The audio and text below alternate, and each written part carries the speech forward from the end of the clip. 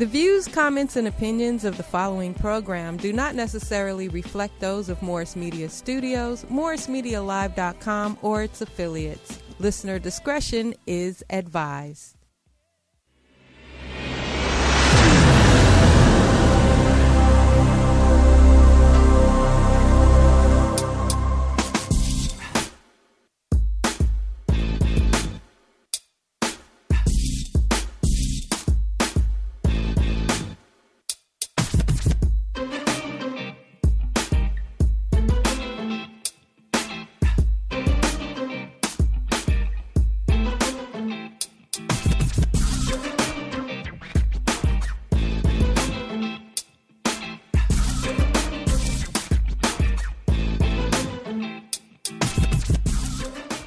Welcome to Melanated Politics. Thank you so much for tuning in. We are about to pull the scab off, so please call in live at 323-293-3375. Joining me as always is David Harper. And I am Eric Clark. Let's go. Hello, everybody. Welcome to Melanated Politics. And the question of the day, the year, the moment is, does voting matter? Should black people vote? Should black people vote? I mean, that's been the question so far of 2018, really since 1965. Believe it or not, black folks are still wondering if they should vote. Either you hear two things. Either I don't have someone to vote for or my vote doesn't count. And I think that it's only right that we dive into this a bit. This past 2018 midterms, we had Stacey Abrams and Andrew Gillum, both qualified, very intelligent black candidates for the Democratic Party. Both went to HBCUs.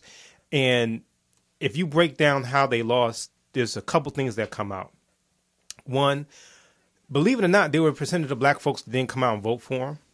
And two, there were a lot of obstacles. That's probably the best way to put it. Obstacles. Would you say that? Obstacles to basically hinder people to come out and vote. And I understand the angst and frustration with a lot of the black community, black folks in general, whether they feel that, you know, their candidate, the candidate they want or looking for isn't out there, or they feel like their vote doesn't matter. And all I'm going to say is I'm not going to preach to you. We're not going to preach to you here. That's not our job. Our job is to inform you. Sometimes, unfortunately, your vote is to stop from doing harm. And I can give you several examples of that. One, in Michigan, in Detroit, where you had the outgoing governor, Rick Snyder, who oversaw the Flint water crisis. He oversaw it. He also oversaw the state takeover of the city of Detroit. And that's a great example because black folks were marginalized in those cases. Black people, unfortunately, the people of color, we didn't come out to stop him, or, you know, we were just like he wasn't going to be that bad. And there's some cases where people voted, and then this is where the other obstacle comes in. They circumvent your vote.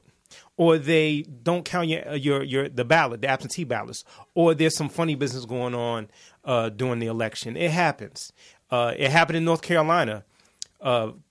Congressman Mark Harris. Now, you can look this up. Congressman Mark Harris. I don't know if you heard about him. Congressman Mark Harris hired this guy named McCrae Dowles to take absentee ballots from the black community. And it was about 800 or so, maybe 9. I think they're still doing an investigation. I think it's over 800 votes that basically were taken away, absentee ballots from the black community. Now, the reason why they do that is because the vote is your voice. The vote is that powerful.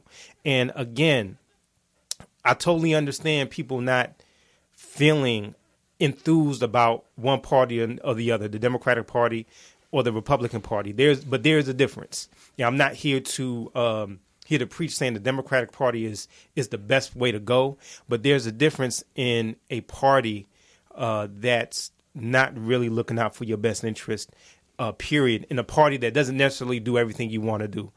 the Democratic Party is a party that doesn't do everything, that doesn't do right by black people all the time, by the black community or all communities by any chance. But we're talking about the black community purposely. They don't do everything that they're supposed to do. But the Republican Party, there's too many Republicans, whether they're governors, whether they're congressmen, whether they're senators, that want to do harm. And they don't say that, but they want to do harm. So, yeah, that's one of the things that, again, we should break down and talk about a bit. One congressman that comes to mind is Steve Scalise. I want to make sure I get his name right, from Louisiana. This guy, now he might be famous because he was shot in the congressional baseball game. I know you probably heard of it. Yes. The softball game. It was the practice. Yes. And there was a gentleman, a nutty dude, a guy who was kind of off his rocker, that came down to the baseball field and tried to shoot up a lot of Republicans, and he's the one that took the brunt of it. And this guy had an angst towards Republicans, and in no way am I condoning violence, but let me tell you a little bit about Steve Scalise and his history. This man in 2002 went to a white nationalist convention and spoke. In 2002, and he is one of the lead congressmen in Congress. He has power. He is the one that helps shape the laws, writes the laws, shapes the policy. And this guy went to a white nationalist convention to speak. He didn't hide his name. He didn't say that, racism is bad or white nationalism is bad. He was speaking on behalf of white nationalism. And this is a congressman. So that's why voting is important. That's why understanding who's in office is important. That's why getting involved is important. Having the right information, all the information, the truth is important. Sitting on the sidelines, to be honest with you, to me is not necessarily an option. It just isn't, and that's just how I feel about it. I don't feel like the Democratic Party has all the answers, but I do know what's in the Republican Party, and I do know what's in that party as far as like a member like Steve Scalise or Steve King out of Iowa, which we'll talk about more later, and other Republicans who openly say and do things that are contrary to the progression and the progress to what the black community needs. And so, that's my thought. I can go on and on about that. But Eric, tell me your thoughts, man. The only way to test the system is if everyone were to actually vote. We have to put the numbers up. Also, going back to Stacey Abrams and Andrew Gillum, those were close races. Let's just say if every African American that were registered to vote or were qualified to vote, if every African American in those specific states and other states actually voted, and let's say those particular candidates were up 10, 20, 30 points, then all of my brothers and sisters that grasp a hold of the conspiracies, i.e. voting doesn't matter, the system is rigged, if I do vote, my vote won't count, et cetera, et cetera. So what I say is we have to test the system. Let's everyone get out. If everyone get out there and votes, then we go up by some large percentages as opposed to just having these races close. I think that'll be a very good way to test the system. And the thing that's real cool about what you said, particularly with Stacey Abrams and Andrew Gillum, Stacey Abrams is a champion for voting rights, for voting protection, for people having the access to vote. Brian Kemp, unfortunately, the new governor of Georgia, he's a special breed. But I don't want to.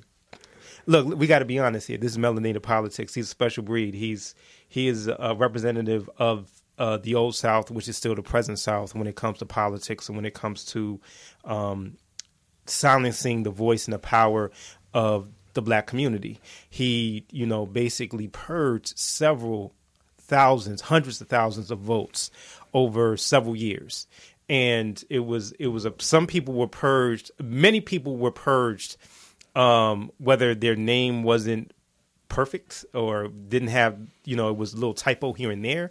They were purged, whether it was just, they the change of address, whatever it may be, whatever time of the season, he purged it. He purged the voters.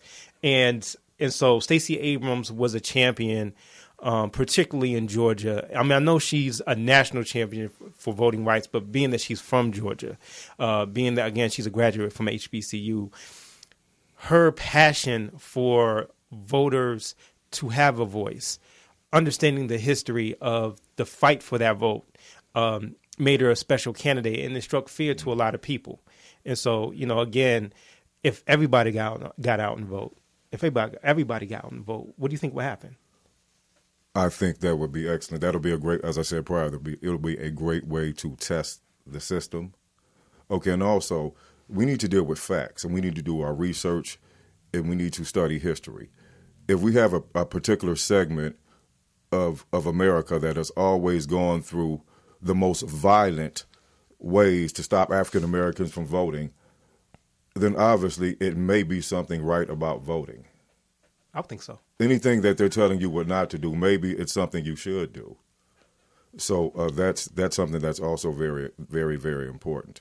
A lot of laws that's been passed in the United States with respect to the latest midterm elections, like the law that they passed in Florida, where now African Americans who were have a record, who are felons, they can now vote in the state of Florida. And here's the fact about that, and this is the sad thing. Ron DeSantis, I hate saying his name. I do, but this is a fact. Ron DeSantis, who is now the governor of Florida, who was very open in his racist tone, racist words. That's another gentleman. Not gentleman, I shouldn't say. That's the respect coming out of me. I shouldn't say gentleman. That's okay. The other person who... he's a gentleman. You're a good dude. You're a good dude. That's the other guy who. That's another guy who spoke at a white nationalist event. Yes. So these are people. These are lawmakers. These are lawmakers. Understand? These are lawmakers. These are people who shape policy, write policy, and put in the law. And what's in the law? Once that ink is there, it's locked in unless we can erase it. And so basically going back to what you were saying with the felons, former felons being able to vote, he's going to drag his feet on that. He openly said that he is going to wait on letting that policy that the people voted for go into action. He actually said that. So. Well, recently, the president of Demos, Heather C. McGee, talked about this on What If Everyone Voted? So let's just take a small sample. Let's take a look at that, just a small sample of that. See what she had to say. Are accountable to the people who put them in office. And right now, a donor class that is whiter, wealthier, and more male than the population as a whole is voting with their money and at the ballot box. But when we, the people, all vote in numbers, they will be accountable to us. The barriers that many potential voters face are well known. Right-wing politicians have created a whole arsenal of tactics, from photo ID requirements to reducing early voting, closing polling places, purging voters who are already registered from the rolls, and barring people with criminal records from voting. All designed to keep people of color, young people, and people with lower incomes from casting a ballot. And don't forget the tens of millions of aspiring Americans who desperately want a path to citizenship. By blocking their path, the right wing is blocking their vote, too. But what if we pushed back and demanded a government that helps citizens to vote rather than... Hey, that was a great video. That was Absolutely. A great video. And great. The policies to hinder people to vote, she spoke on it so well. And I'm going to go back to Michigan a little bit, and not just Michigan, but Ohio, Georgia, Virginia, North Carolina, states where they have gerrymandering. A lot of people don't understand. In 2010, when you had the midterm elections, it was President Obama's second year in office. The Republican Party, after being defeated in 2008, 2009, they had to come up with a formula to suppress particularly black votes, suppress black votes, brown votes too, liberal whites too, but primarily black votes, because President Obama inspired people to vote. They saw the numbers. They said, we will never have power again if this becomes a consistent trend. And so once they came into office in 2010, scaring people with the Obamacare, Affordable Care Act, saying that your health care is going to be higher, you're going to basically be without health care, they were able to scare a lot of people, win the seats in gerrymander. Basically, that suppressed the vote. And you're talking about a lack of compassion. Yes. Just imagine all these Republicans that are senators that sit on the House of Representatives that have adequate health care, the best health care in the world, not just the United States of America. And they are totally against, as far as legislatively speaking, regular Americans obtaining adequate health care. It's immoral. And it needs to be addressed. They try anything with Obama's name on it needs to be erased, because we need to take away that legacy. That legacy needs to be taken away, so it can just so you can just take away the accomplishments and the dignity of one of the best presidents ever of the United States. And keep in mind, part of the reason why so many people around this country don't have health care, particularly in the black community, or they felt like they didn't feel the effect of Obamacare and what President Obama tried to enact. You understand that your state, wherever state you're living in, is going to be responsible on how effective or how ineffective it's going to be. So if you're in Texas, if you're in Missouri, if you're in Ohio, if you're in Indiana, if you're in Louisiana, if you're in Alabama, if you're in Florida, no matter where you are, if your governor, if your representative, does it make it easier for you to have access? It's nothing that the federal government can do. And that's what a lot of people don't understand. A lot of people have angst towards President Obama and a lot of the Democrats. And don't get me wrong, I'm not saying they're perfect, but please understand the facts. Republican governors never wanted this to succeed. The argument was, is health care a right or is it a privilege? Now, really quick, going back to gerrymandering and going back to, I lived in Detroit for a while, so I have to speak on this for a minute. Governor Snyder put emergency managers in black cities. He put and basically, if you don't understand, emergency managers are overseers. They are overseers. The elected government doesn't have power, and that's how Flint got to where it was. The reason why Detroit went bankrupt is not because they actually went bankrupt. The state didn't want a revenue share with the city, a black city. So in his mind, in the Republican Congress, in the Republican local government in Michigan, they did not want to revenue share. And so, in fact, because of that, they said Detroit's going to go bankrupt. So you had Detroit, a school takeover, which happened before, and then you had the city takeover, which led up to Flint in different areas, water crisis. That's how the water crisis came to be. A lot of people don't realize that. And even the states, even a lot of states that have an abundance of conservative Christians, they turned their branches of government in their state house, they turned down Obamacare.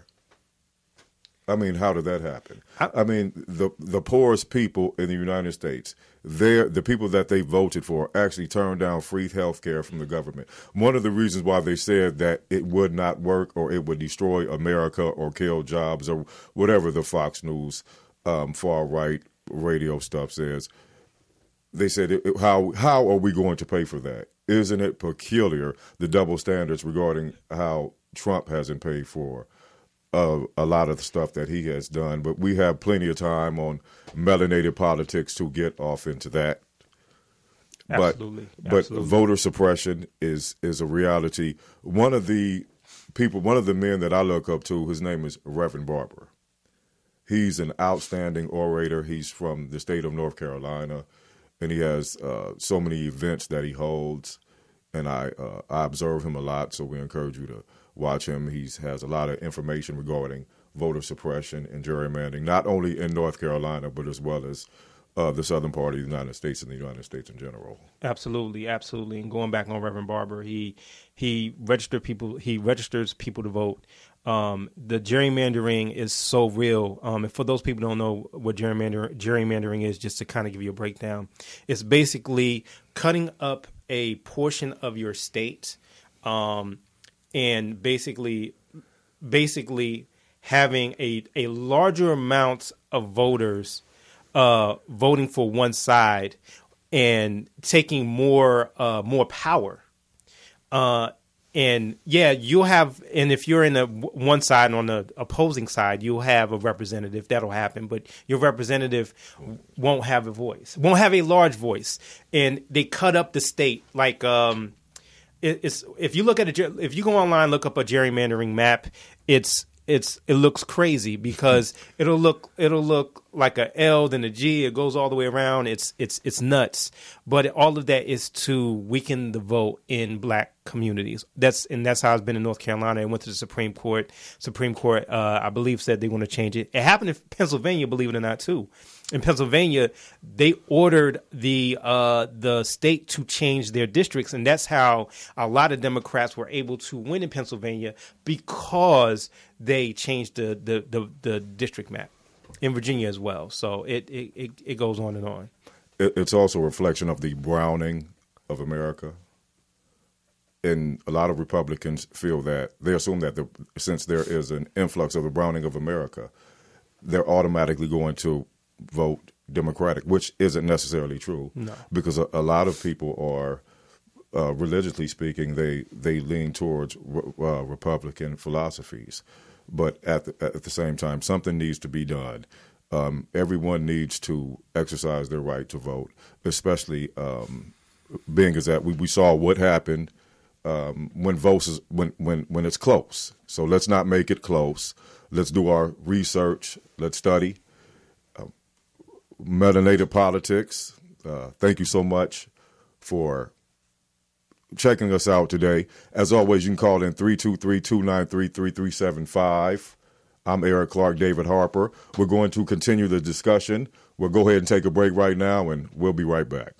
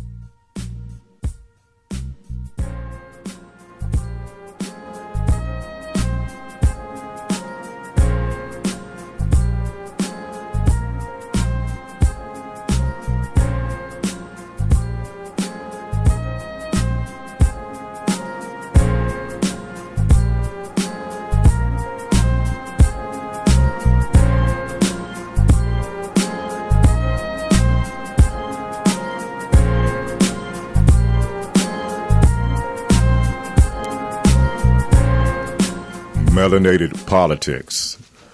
Thank you for coming back and tuning in. We're diving straight into it. Melanated politics. What does that mean?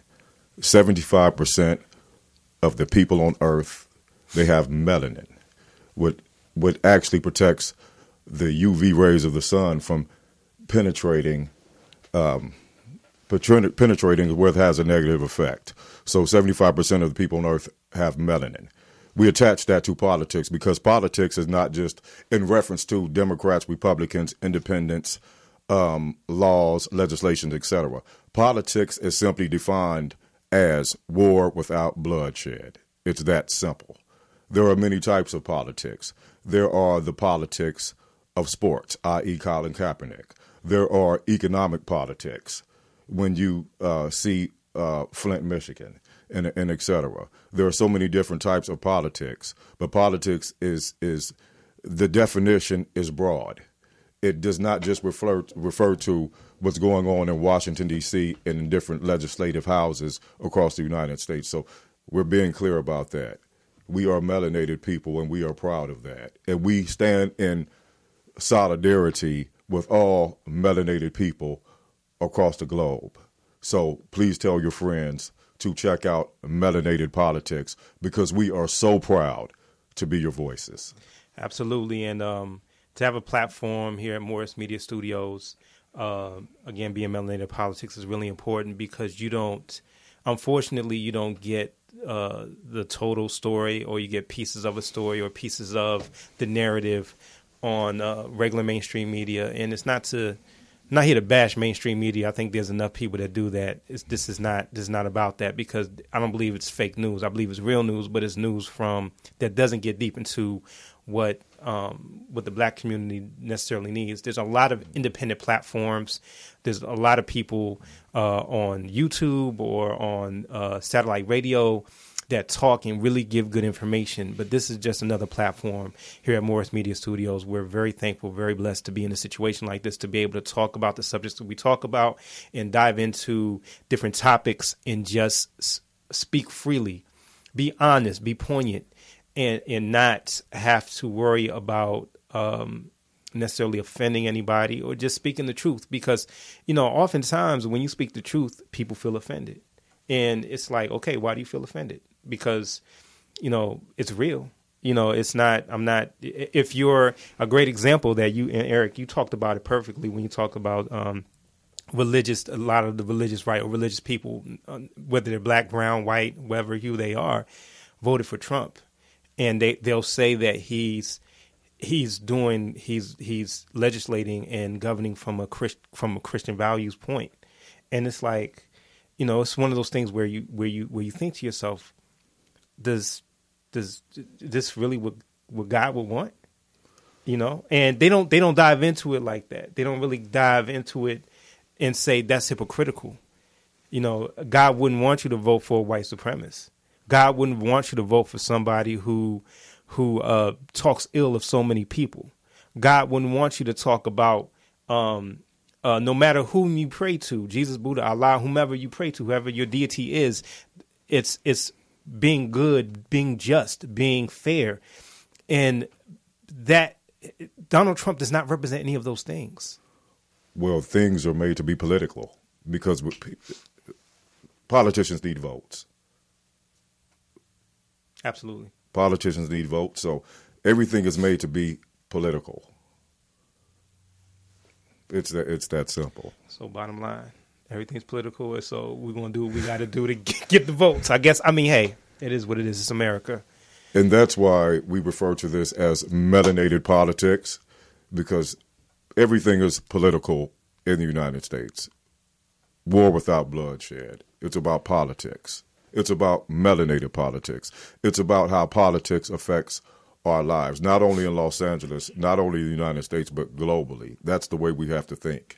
75% of the world's population, but it starts right here. It starts with us. It starts with our own communities, and it starts within ourselves. So, as my good friend David said, we're lucky to have this. We're lucky and fortunate to have this platform with Morris Media. So continue to tune in and give your input. Definitely give input. Call in, tune in, all that good stuff.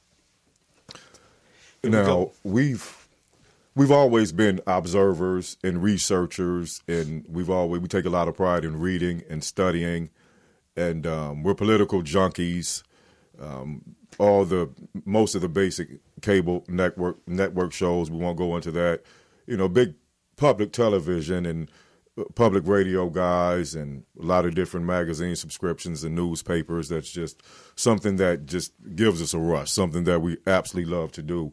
And one of the observations that we've made, especially on Fox News, is how when incidents happen in the country, a lot of times Republicans say that, let me go back. A lot of the time they say it's both sides. It's both sides that are responsible for the increased hate in America, but they're being intellectually dishonest. It's basically manufactured outrage. Now, according to the Southern Poverty Law Center, the ACLU, the American Civil Liberties Union, the NAACP, and many other different organizations that actually track statistically and knocking on doors hate crimes. Not only that, but also from a judicial perspective, the results of different court cases. There has been an increase in hate crimes. in the United States. It's not David or my opinion. It's a fact. And what is intellectually dishonest is the Republicans' message. They're basically saying, without saying, that if everyone is responsible, then nobody's responsible. And see, that's where hypocrisy, or I don't know if you want to call it plausible deniability, but it's not plausible to deny that there aren't two sides. There's one side. There's one side. And a great example of that is Heather Heyer in Charlottesville, Virginia. She was murdered. She was murdered. There's no two sides to a hate group in Charlottesville. A man by the name of James Fields ran her over. Yes. And she's gone. Now he's being indicted. The system is actually working in that case. But there's not two sides to that. There's only one side. And see, that goes back to what I was saying before about basically giving credence to saying it's okay for it to be two sides when it's like, forgive me for saying like this is where I get kind of emotional with this, for saying that there's no two sides to it's evil and then there's not. There's good, then there's bad. What he did was horrible. What he did was cut from the same cloth as a Klansman, was cut from the same cloth as a skinhead. There's no two sides to it.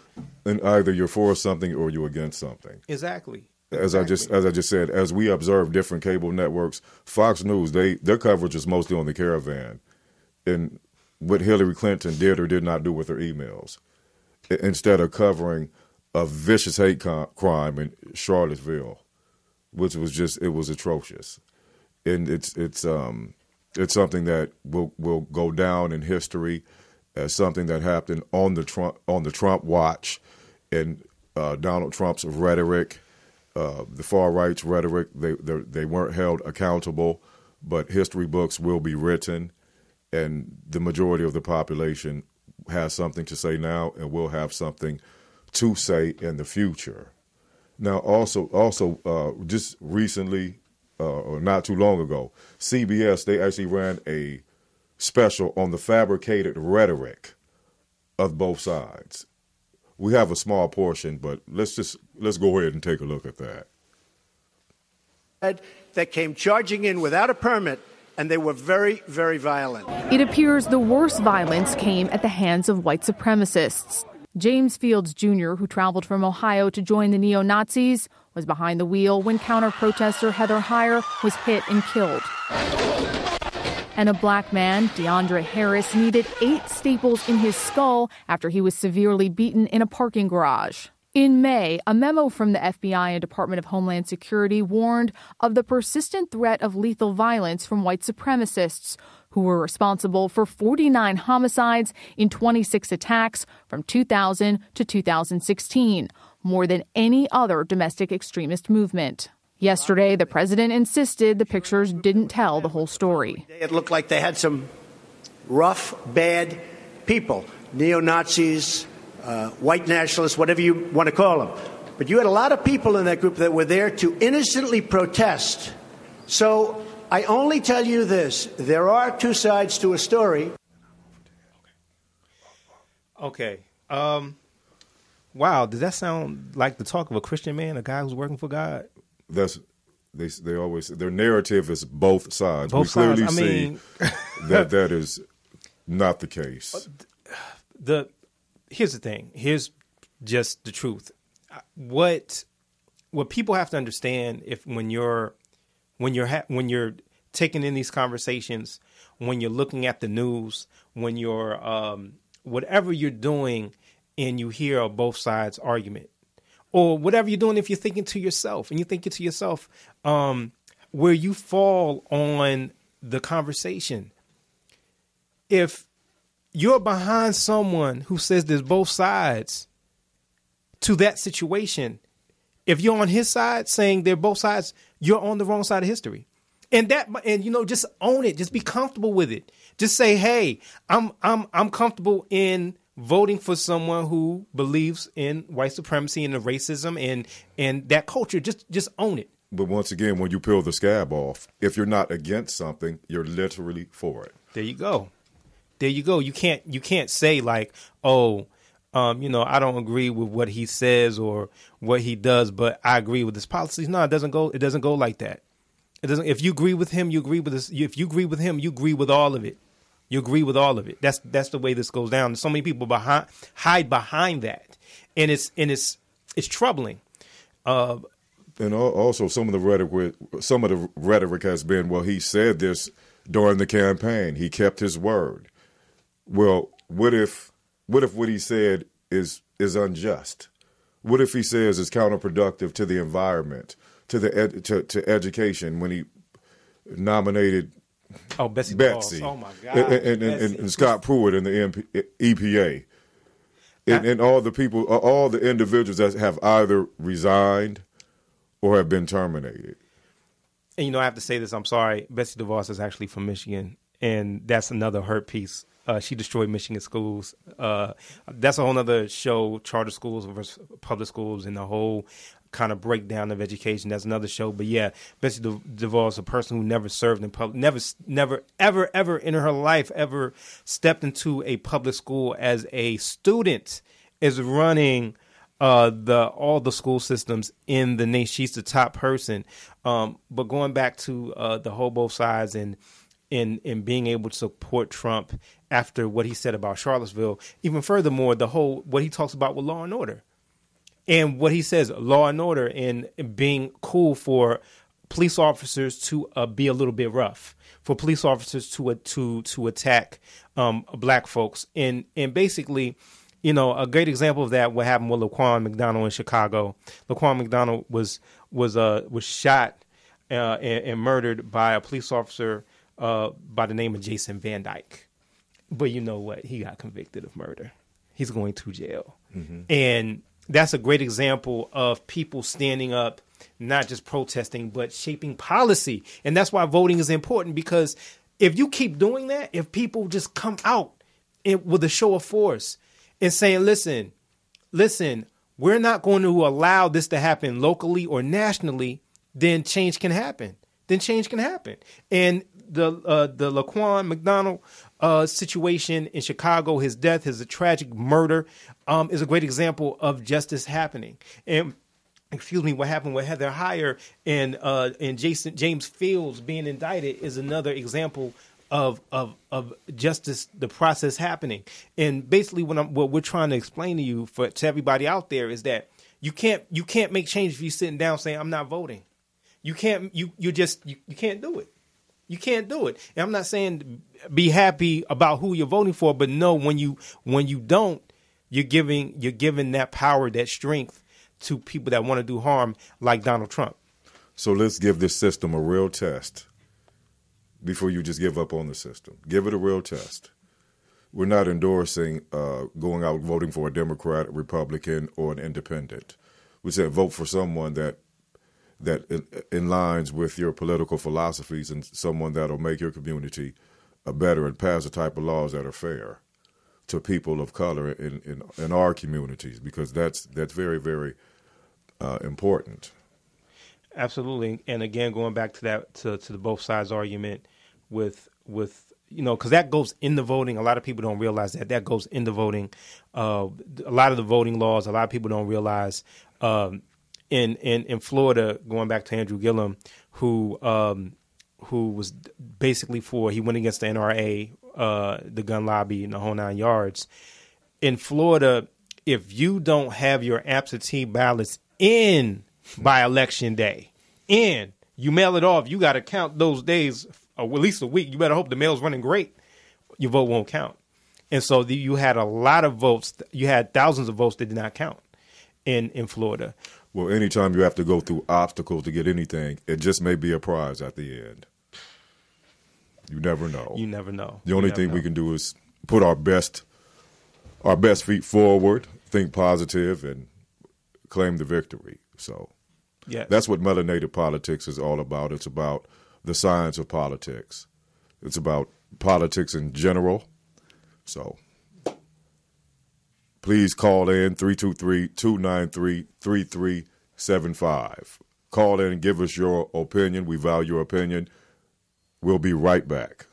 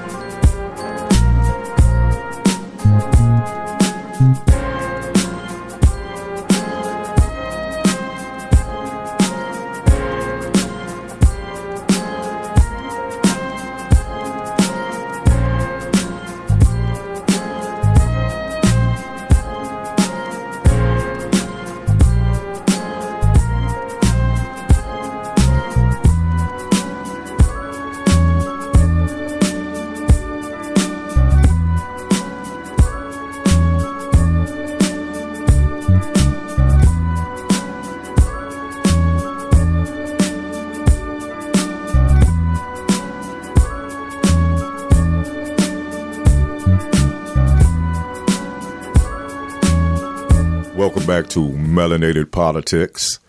Thank you so much for tuning in. Let's have some fun. The history books will be written about the Trump presidency, which is, I would say, almost about 2 years, right? It's been almost 2 years, too long. Yeah.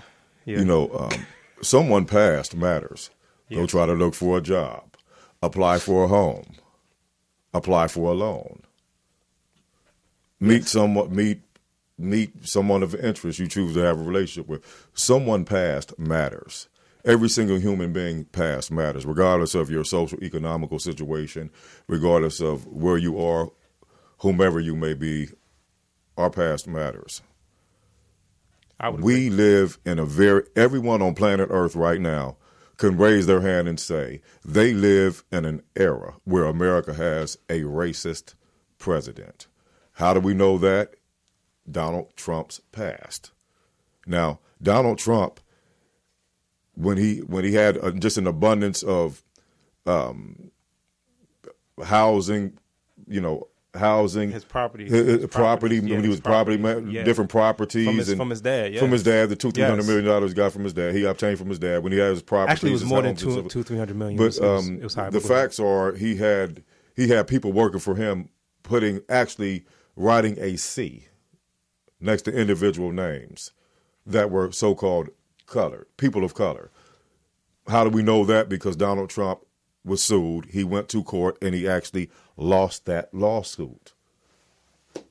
That goes to past, like you said, his resume. And you can go back that far. Yes. But you can also go when he was doing the election cycle. And also he had to pay out. I'll be remiss to say that lawsuit that he had to pay out. Oh, yeah. It turned out that he did engage in racial discriminatory practices in his houses and also on his properties. Yes.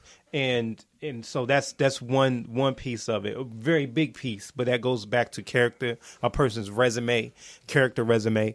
When he was during the Republican general election where they fought it out who was going to be president, the Trump University was under investigation, and basically a judge. The one in Indiana. The one in Indiana who was of Latino descent. I believe he was Mexican. Yes. And Donald Trump said, hey, this guy is going to be biased because I want to build the wall. His parents are Mexican. He's Mexican. Obviously, he doesn't. He's going to be biased against me. He says and does. And not just what he says, it's his actions. His actions.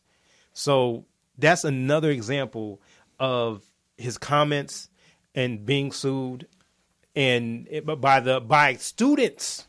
Also the Trump casinos, if you can recall. I mean, he was quoted as saying just on more than one occasion, he does not want any African American accountants counting his money. The only people that he would allow to count his money would be non-black guys. Absolutely.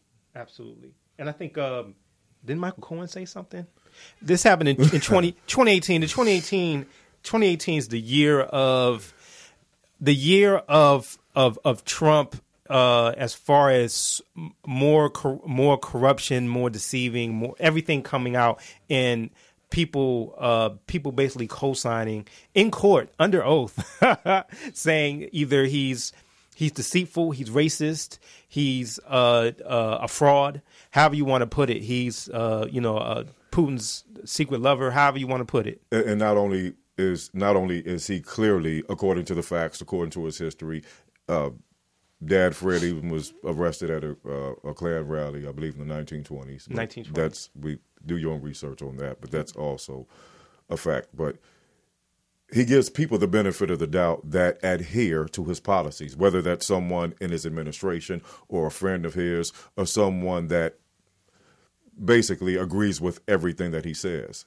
Let me ask you a question. Ask away. Did the Central Park Five receive the benefit of the doubt, Mr. Harper? The Central Park Five, I believe the black and brown. He took a full page out. When he took a full page. Forgive me. I was audience. just saying. I was going to say the black community and brown community because they were, Puerto Rican in New York, Puerto Rican black, Dominican black, believe they were innocent. But basically, when Donald Trump put out a full page ad saying that they were guilty and that they should get the death penalty, if I'm not mistaken, on these young men, and even though after DNA proved. It was proved that they had nothing to do with it. And there's two things. One that goes to the police, the police misconduct in New York during that time. And that also goes to the racism from Donald Trump in saying after they were innocent that they still should be in jail. He didn't believe they were innocent. And so that goes to going back to the fruit doesn't fall far from the tree. His dad was the same way. And so you have a man who whether it's discriminatory actions through his housing, whether it's through his father's past, whether it's through his present with the Central Park Five and others, he's not a person that is for the browning or the changing of America at all. And he honestly does this all the time. And there's too many people that cover up for him, that don't call him out. We have a whole Republican Congress that won't stand up to him at all. That's why 2018, the year in review, is very, very important and something that obviously should be discussed and something that our viewers should take a look at. There's so many things that happened with Donald Trump's racist past in 2018. Not only that, but also regarding the a lot of things that happened in 2018 from Flynn to Manafort to so many others. They were given the benefit of the doubt, not the Central Park Five. And this is the thing that's so fascinating with this past year, whether it was, like you mentioned, Michael Flynn. And the thing that makes Michael Flynn, who was a former general, United States Army, he was the originator of the chant "Lock her up," lock her up with Hillary Clinton. The originator. President Obama went to Trump, president at the time, President-elect Trump, and said, "Listen, Michael Flynn is under scrutiny. He's under scrutiny. You can't, he's dirty. You might not want him being investigated." Trump said, "It's okay. I still want him as my I believe it was Secretary of State. And also President Obama told him, look, one of the biggest threats, currently speaking, is North Korea. And then he went over there and had that photo op with the dear leader. Let me tell you something. Dennis Rodman got more accomplished with Kim Jong-il than Donald Trump. Well, see, that goes back to his judgment. Again, in 2018 with Michael Flynn, he was about to, and this just happened a couple of weeks ago, the FBI basically pretty much wrapped up their case. He gave them what they felt was enough information for them to move on with the rest of the investigation, whether they're going to indict Trump Jr., Ivanka, or Donald himself. Yes. Who knows? But it's looking like it might go that way. But long story short, Michael Flynn and his attorney agreed with the FBI, settled with the FBI. FBI said, hey, I think there's enough here where he won't do any jail time. And the judge, Emmett, forgive me, Emmett, I forgot your last name. The brother. He's a brother. Okay, Emmett is a graduate of Howard University. Emmett Sullivan. Thank you from our incredible producer, Emmett Sullivan. Sheena, thank you. Emmett Sullivan, he basically said, no, he didn't do enough.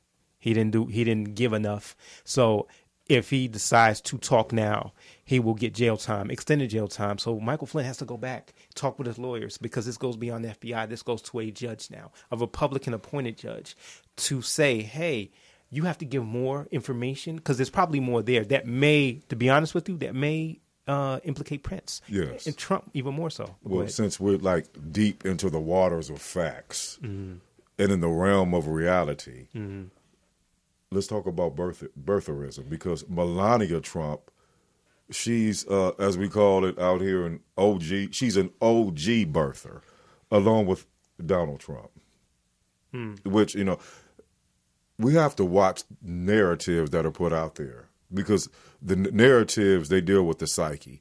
Narratives deal with the emotions. Narratives in certain crowds overpower facts, because if you repeat the same thing over and over again, they actually call that brainwashing. It's like listening to a song on the radio. You don't really like the song when it first comes out, but you hear it over and over again. After a week or so, you're singing the song louder than everyone in the car that you told to go ahead and turn it down. So there's been a narrative of Donald Trump that, the birtherism has nothing to do with race. A lot of Republicans, far right, like I say, the far right radio crowd and the Rush Limbaughs of the world and that crowd, they say it does not have anything to do with race. Well, what are the circumstances? What are the similarities? I mean, it's absurd to even make a statement like that, or to even think that way. I mean, how many other presidential candidates had to produce not only their birth certificate, but also their college records? But I guess that had nothing to do with race. I guess water won't get you wet either. Huh? Go ahead, David. It's... But you know what? Coming from the talk radio crowd, like you said about Rush Limbaugh, Ann Coulter, whomever it may be, in their eyes, water may not get you wet. It just may not. It may not get you wet. But that goes back to, again, consistency in his past, birtherism. Yes. That goes to his feeding the beast of the history of this country, feeding the beast to the voters and to the people, to the sect that, frankly, probably, to be truth be told, if you had the same amount of folks that behind their senators and congressmen who voted for the Voting Rights Act, they will probably, if they saw what happened now, they probably reverse it. They probably wouldn't vote for the Voting Rights Act. And Trump feeds into that. He feeds into that Southern strategy. He feeds into into that, because that's who he is. It's called, and going back to melanated politics and the definition of politics, what we are dealing with now, this is going to be defined as fear-based politics. That's why he made that comment about S-hole countries.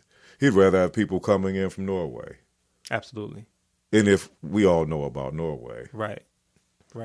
So that's also a narrative. I mean, the United States right now, it's becoming more and more brown. So that's one of the reasons why the caravan, the so-called caravan, is based on fear-based politics as well. So that's why they made that's why you would call the SO countries and the caravan, and he would rather have people coming in from Norway. So someone does not have to. We have to be reading between the lines. Someone does not have to be straightforward for us to understand what the narrative is. It's just all about using our common sense. That's what it's all about. And we will hold Donald Trump accountable as we wrap up the year, the 2018 events, everything that happened, a lot of things that happened, not only in this particular Trump administration, but as well as politically speaking, throughout the United States. Going back to the caravan, I mean, if you even listen to the fear-based politics regarding the so-called caravan, Fox News, they had just the party of the year regarding that. They said ISIS may be in the caravan, MS-13 may be in the caravan. I mean, big strong men may be in the caravan. Real quick, going back to Fox News, just let me rewind it for a second. Fox News was the first fear-based politics, basically the fear-based politics network. They were the same. Well, Sean Hannity was the one who interviewed George Zimmerman after he shot Trayvon Martin to get both sides. Yes, he's the one interviewed George Zimmerman. They have a bunch of people that go on there to basically solidify the narrative, as Eric was saying so eloquently and just honestly, the narrative of, hey, there's two sides to this. There's no two sides. No, there's not. There's no two sides. And this has been going on for years. Trump is just a loud mouthpiece. We can go to even Paul Ryan, who's the outgoing majority leader for the Republicans. Well, you had to mention Paul Ryan, the House Speaker from the state of Wisconsin. Yeah. He made one of the most insensitive, racially inflammatory statements ever when he said, basically, black people have just generations of people that are not willing to work whatsoever.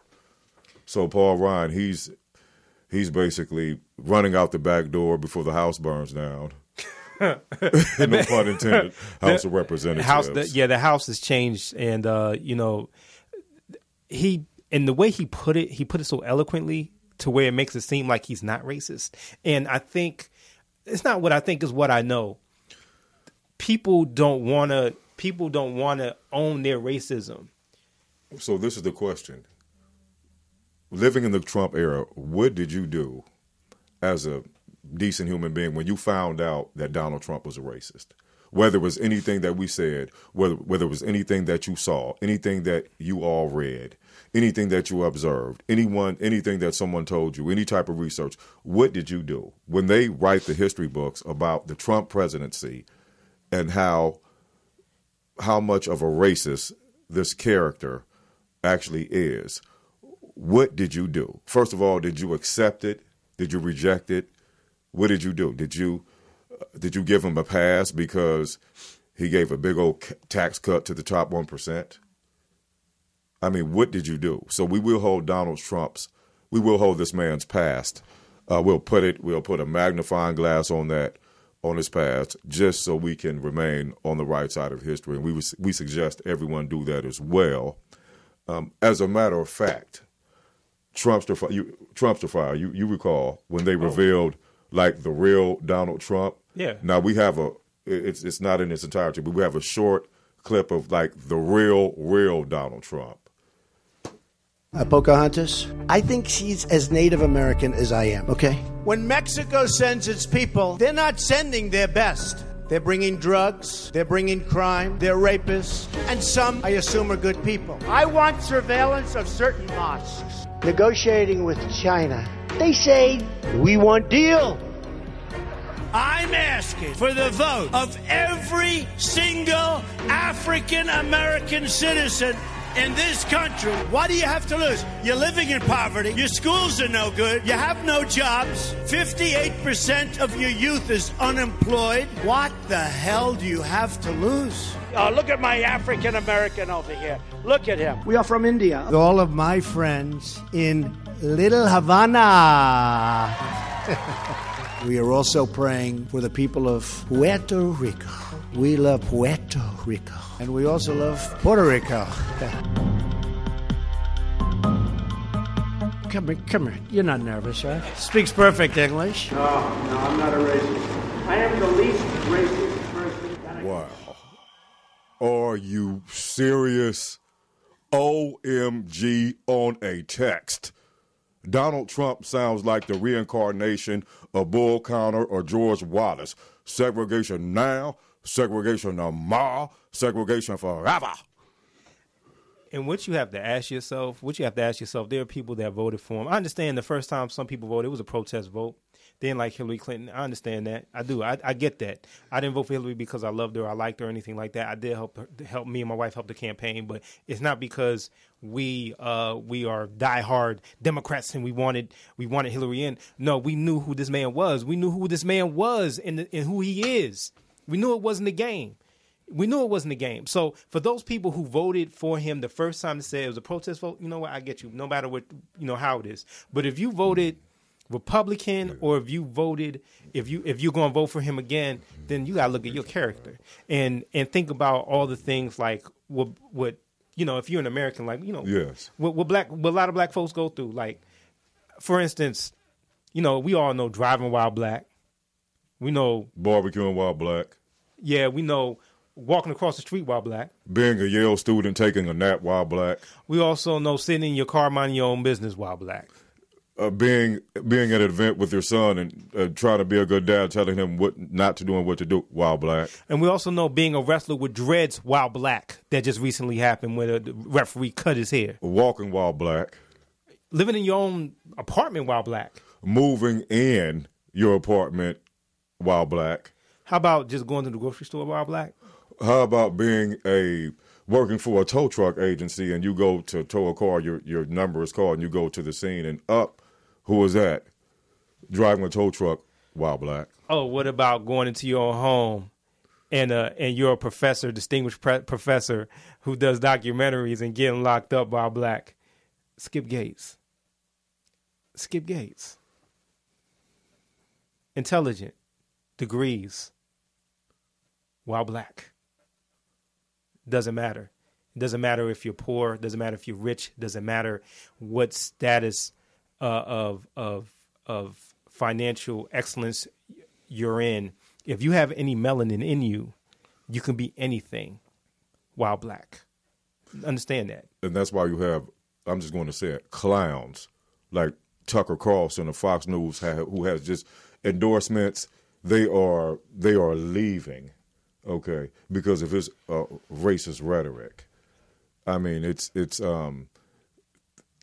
let's just thank the heavens up above and the universe for the invention of cell phones.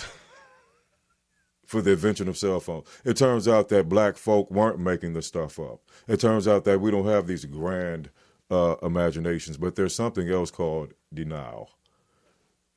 Because if you only believe that a corner of America has racist views, you're basically complicit. When you look at different massacres and different racial incidents, and you say, that's an isolated incident. You're actually complicit because although Donald Trump has to be held accountable and responsible for his racist views and his racist laws and his racist rhetoric and his racist past and his racist agenda, we cannot let the racist American culture, the culture of America that has a racist past, off the hook. Because if you are not, as I said prior on the show, if you are not against something, then you are for it. So we are not going to let the culture of America that has a racist past off the hook. It's basic. We have allowed, as a society, Donald Trump to continue his rhetoric.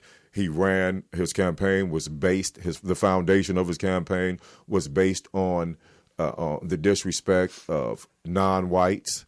It was fear-based politics, fear-mongering, etc. But for all of us that are speaking crowds and have platforms, you cannot do that without an audience. You have to know you have an audience out there before you put yourself out there on stage. Donald Trump, he had the stage. It was all set up for him. It's 35% of the country that will vote for Donald Trump no matter what. That's why he made that comment about he'll shoot someone on Fifth Avenue. Absolutely. And I wonder, now, if Obama said that, would he have been elected? I guess white privilege is something we just pulled up out of the sky because we didn't have anything else to do. So let's call into account whether we are complicit or not in America of giving this guy a pass, and not only that, continuing to adhere to the racist culture of America. My good friend just went through just some fantastic examples of living while black, breathing while black, etc. So let's make sure that we are not complicit. I mean, let's stop saying that I cannot believe this happened. Oh my God, not in America. Oh no, I don't teach my kids that. We don't allow that in our home. Stop it. Please stop it. You are complicit. It's about being straightforward. It's about dealing with this culture. I'm not going to flip over the coin and say how great America is in other ways. We're not talking. We're staying focused on this one point. You know, this show is not about making sure no one's feelings get hurt, although we are open-minded and considerate. You know, sometimes the truth does hurt. So, you know, that's just how it goes. So let's make sure that we point out not only the Trump racism in 2018 as we have continued to recap the year, but let's make sure that those that have been and continue to be complicit, let's make sure we shine a big, bright light on them. And part of that big light goes to Amia Love, who was complicit until she lost. A lot of that big light goes to Tim Scott, who continues to be voting for more towards a president like Donald Trump, and voted against President Obama several times. It's not just about the what black folks are talking about, saying how white folks are complicit in some things. You know, but majority of Trump supporters are white voters. To be honest, and they want America to be a certain way without somehow stepping away from racism, which is false. I just wish people would be more honest. Like, hey, you're comfortable with it. But a person like Tim Scott, who likes being the only brother in the room.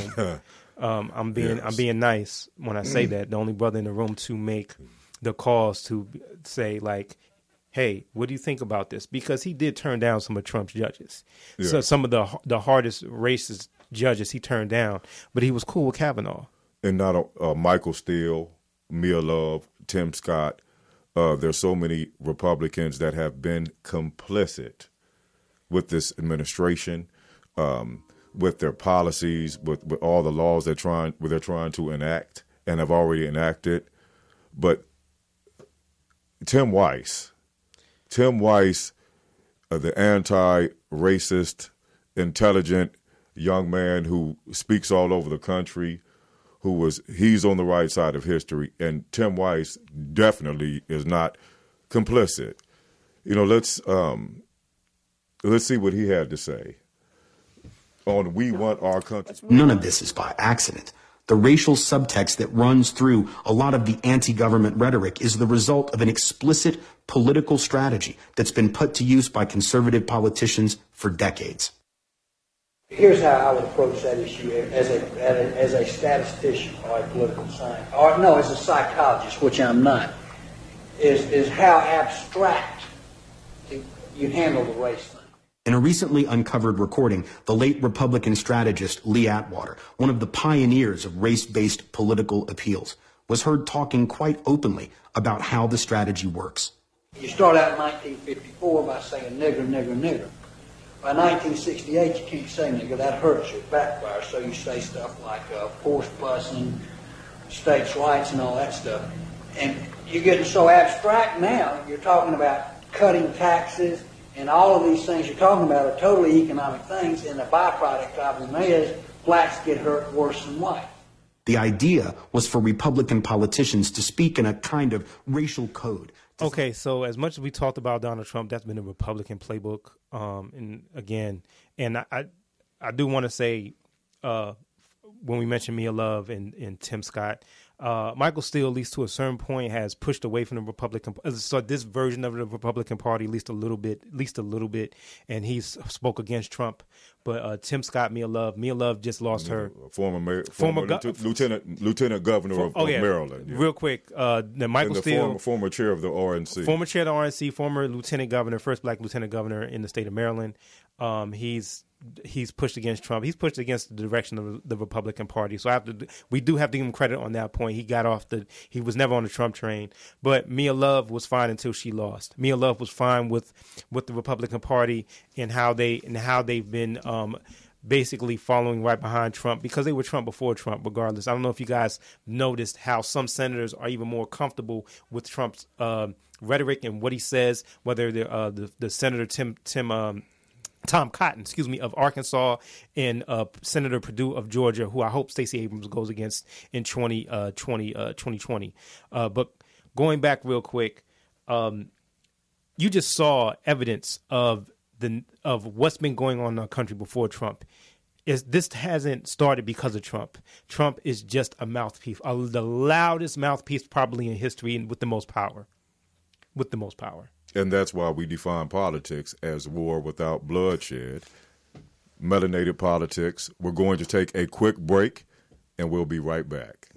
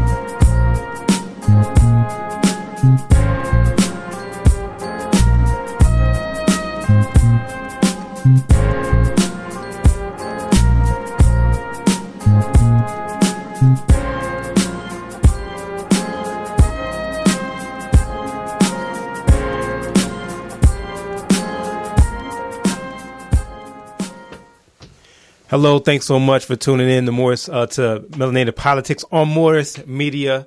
We want to thank you so much for tuning in. Please share it, like us, subscribe. Go to Morris Media Studios on YouTube. Go to morrismedialive.com. And we want to thank you for watching. Again, my name is David Harper. I'm very privileged to be on Melanated Politics. If I didn't say before, I'm from the D.C. area, the DMV, PG County, Maryland. Born in Fairfax, Virginia. Grew up in PG County, Maryland. Shout out to my friends and family there. Lived in New York for a while. Shout out to Brooklyn and Queens, sure enough. And lived in Detroit and moved here to L.A. where I met this wonderful brother here. So Eric, give everybody a breakdown where you're from and what you're about. Well, I am literally from the greatest city in California. I am from Compton. I'm from Compton, California. I'm a proud citizen of Compton. I actually went to Roosevelt Junior High School on Long Beach Boulevard and Alondra. And I'm also a proud former student of Dominguez High School. So I am proud to say that I'm from the city of Compton. And I would love to get a shout out to, according to the street census, two of the realest brothers in the industry, Anthony Anderson and D.L. Hewley. shout out to my brothers from Compton. So I'm a proud Compton guy, and we take so much pride in the fact that we are representing Morris Media, and we are just so happy to be able to bring you Melanated Politics, which obviously means war without bloodshed as it relates to your skin tone, which in our case, and 75% of everyone on earth is melanated. Yes, indeed. Yes, indeed. And Eric and I, we're friends, so we go back and forth. You might see us like talk and bounce off, talk over each other. We're not being rude. This is kind of how we do when we're in heated conversations. But we talk about the things that we enjoy. We're both sports junkies. NBA basketball is a big thing, topic. And you know, what other things do you like? Well, I like actually one of my favorite hobbies is reading. I love to read. That is one of my favorite hobbies. I love to read. I love to research. I take a lot of pride in being able to kick around facts in the process of kicking around a few nouns and verbs, as my friend Sean used to always say. So I love to read. That is absolutely my favorite hobby.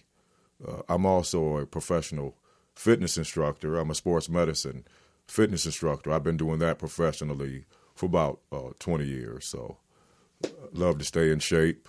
I love to get others in shape. And I love to read. And what about you? What are some of the things? What are some of your hobbies? What do you like to do? Just for the audience. Just for the audience, to let you know, my hobby is being a husband and a father. Shout out to my wife Dara, I love you. My son Solomon, who means a lot to me, means everything to me, my family. And you know, this again, this platform is so important. This platform is so important for the community, and just for every community around the world, around the country, that don't feel they have a voice or don't feel certain perspectives are talked about. And I know for a fact that we both combine. We're the same person, but we're from different spectrums, and we both have a lot to share. And you know, we wouldn't be here right now if it wasn't for two very important people right now in the room, actually in the studio booth. We want to shout out here in Morris Media Studios, the poetess and Miss Sheena, for giving us this opportunity, allowing the platform. You have two brothers here, but we wouldn't be here without two strong, incredible, beautiful sisters that's behind us, and we have to give them that shout out. And I would also like to reiterate that shout out. You see these two brothers connecting with our audience right now on a spiritual basis, but there is no connection if we did not have behind us, beside us, and with us our producer Sheena and the one and only poetess. Yes, so indeed. Yes, major shout out. Major yes, thank shout you. out. Thank you. Major shout out. Reading is my favorite hobby, as I said, and every week we're going to have suggestions, book suggestions that we suggest that our audience would be so kind as to go ahead and take a look at. I love reading. I love researching. I love reading autobiographies. I love reading about history. African Origin of Civilization. Go get that. One of the most renowned authors ever to have existed. His name is Sheikh Anta Diop, and he wrote African Origin of Civilization. So it's self-explanatory. Do your own research. You can leave a comment in the future about that. Maybe we can talk about it on the show. So that's African Origin of Civilization, Sheikh Anta Diop. Go ahead and check that out. And also, one of my other favorite authors, who I've just pretty much read every book he's ever written, is Ivan Van Sertima. So check him out. And that book is called They Came Before Columbus. You ever see those statues in Mexico? Those are black people.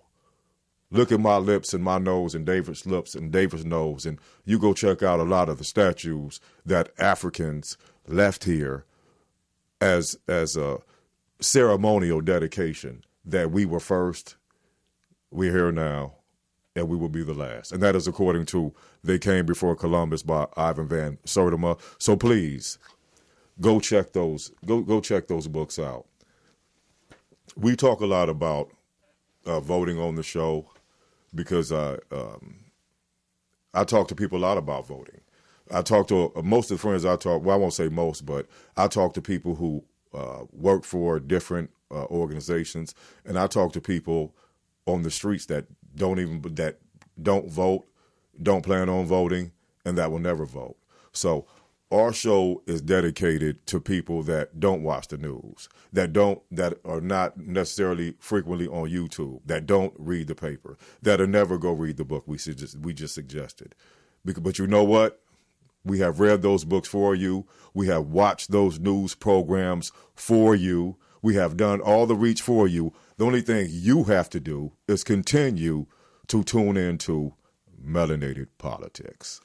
Absolutely. Another thing we want to share is for those people listening and watching who aren't able to get enough of the topics that you want to hear about, that when they turn on CNN, they turn on MSNBC, and not to mention, we're not going to include Fox because that's a whole other subject as far as like not talking about truth and what's really happening. If this program, Melanated Politics, is also for you, because we're not going to skirt anything.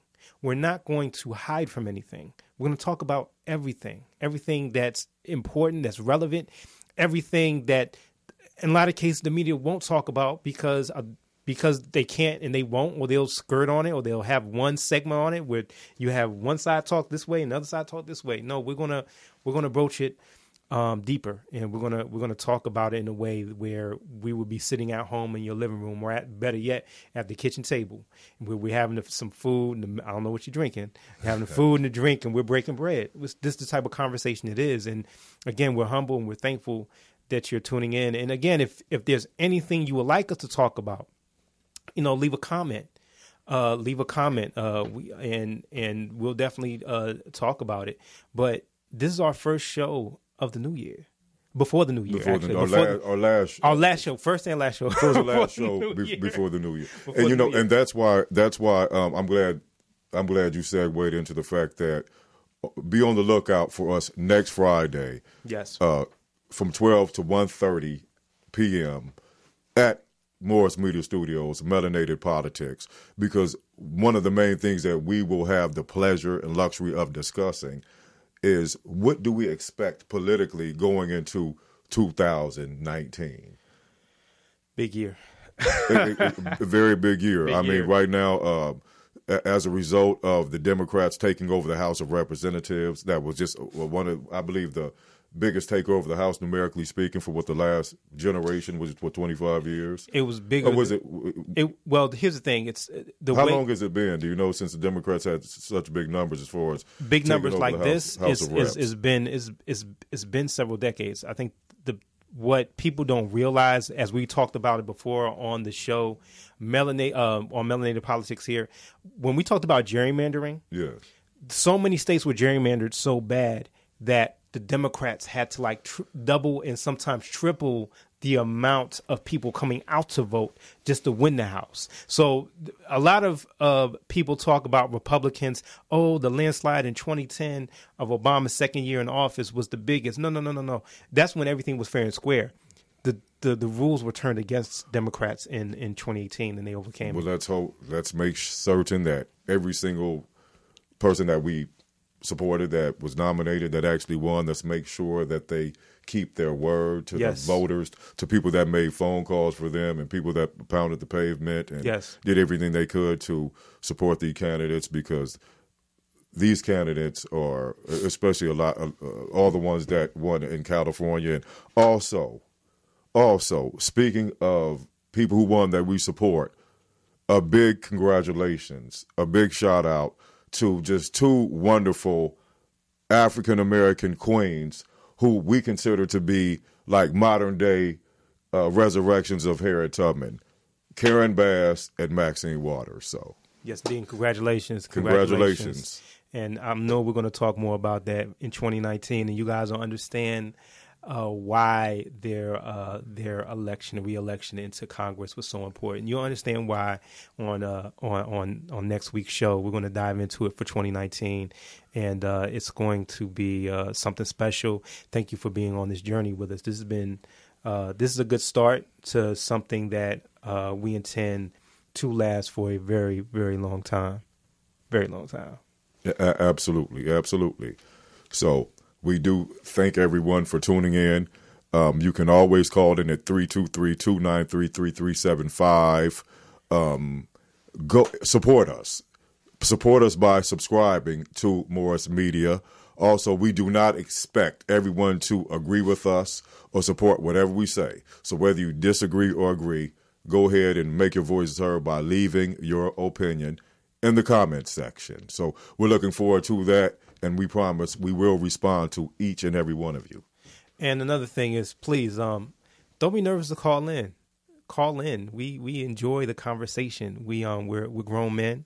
We've had our travels. We don't take anything personal. We want the only way we'll get through all this whole period of time, this history that we're in, and is unless we talk about it. If there's some of you that don't believe that Donald Trump is racist, please call in. I'd love to talk to you. If there's some of you that, feel a little differently or want to add to something that we haven't talked about, please do call in. If you're the type of person that believes that no matter what we talk about, elections are still rigged, call in. Please call in. If you're a black Republican and you disagree with some things that we said, or maybe you have some points you need to make that may be conducive to the future of the African-American community, hey, we'll listen to you too. Call in. And if you're a parent, a single parent, or two-family household, if you're a grandma, auntie, uncle, father, brother, sister, whoever, and you want to introduce politics to your children, and you just don't want the same old, this is a great program to watch. This is an incredible program to watch because we're going to be respectful, but we're going to be honest. And again, we're the subject matter is I believe is timeless. The conversation we had about both sides, as Eric put out, and as he said before, is timeless because these are things that our ancestors went through. These are things that if you grew up in the 60s, in the 50s and 60s during the civil rights era, this is very familiar. The time we're in right now with Trump is very familiar to that. So I basically implore you, I advise you, you know what? Sit down, watch this. They might not want to watch CNN, but I guarantee, or they might not watch MSNBC, and that's understandable. But you're not going to see a show with two brothers like this being able to talk like the way we talk and really, really be able to break things down our way. There's a lot of different shows, and I'm not throwing shade on any different. There's a bunch of shows that are amazing, but we have our perspective. And we watch those shows yes. as well. We support all the brothers and sisters that have shows like this. Yes. But we have done all the research and all the homework for you. If you love straightforward, no cut, no chaser, political conversation where the scab has been pulled off, melanated politics from this day forward is your show. So tell everyone about the show. Make sure you guys continue to watch. Make sure you stay tuned. Make sure that next week you are right here at 12 o'clock. One more shout out to our producer, Sheena. One more shout out to the one and only Poetess. Yeah. Thank you so much for tuning in. We feel so lucky to have you guys with us today. Okay? For David Harper, I am Eric Clark, and this is Melanated Politics.